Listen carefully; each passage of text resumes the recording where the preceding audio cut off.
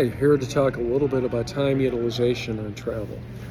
Before I recorded a small tip of what to do to use for those unexpected moments when you really didn't think there was going to be a travel delay when in fact there was.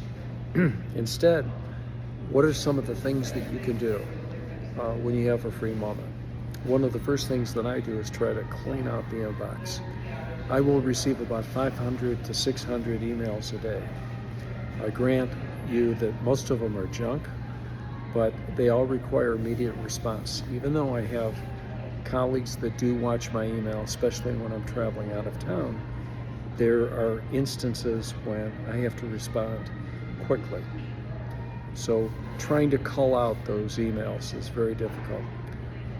Also, writing things down, either electronically or on a piece of paper, or as some of my best friends do, they have note cards and they just write everything down on note cards. Obviously that dates me, but there's many things that you can do when you have a moment in travel. It's important that you do utilize your time, but also to be very realistic, because there are moments that you just can't do anything. Those are frustrating moments, but what's wrong with just thinking?